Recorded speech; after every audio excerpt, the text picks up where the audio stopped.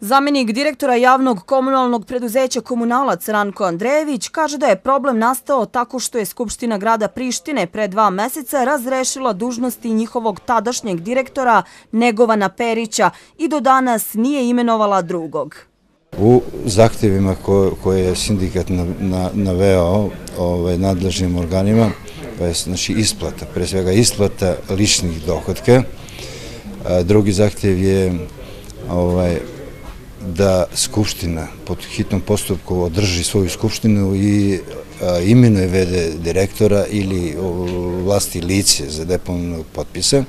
Radnici Komunalca, njih 127, revoltirani su i gube strpljenje što se njihov problem ne rešava. Mi smo jedna od retkih firma koja ovdje funkcioniše i koja je radila. Sada neka oni odrade nešto, neka imenuju, neka ovlašće, neka deponuju potpis, neka nam nađu v.d. direktora, šta već hoće neka odrade. Svi smo, kao što je rekao kolega prethodno, svi smo u kreditima.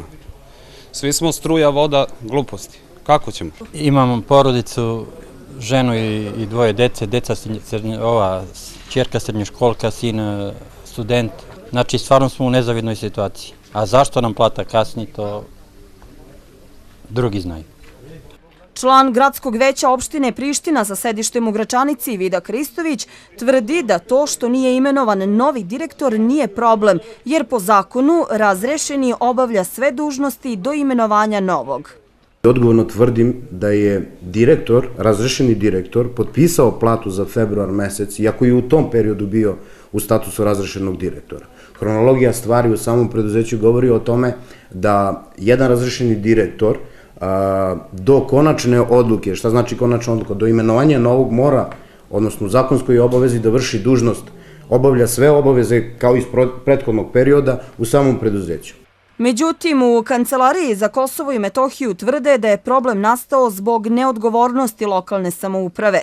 Prema rečima šefa Kancelarije Branimira Stojanovića, Skupština grada Prištine već duže vreme ne poštuje zakone i ne radi svoj posao kako treba. Negde svi možemo da prepoznamo tim ljudima u suštini i nije stalo niti do tih radnika, niti do tih plata, niti do funkcionisanja Komunalca. Bitno im je samo da ta vlast što duže potraje i da što manje bude ugrožena. Najlakše i najbolje bi bilo upravo to, sazvati sednicu Skupštine grada, da se izabere novi direktor i to bi bilo završeno.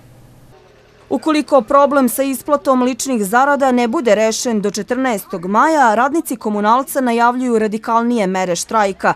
Kažu da će blokirati rad opštine Priština koja funkcioniše po sistemu Republike Srbije, a čije sedište je trenutno u Gračanici.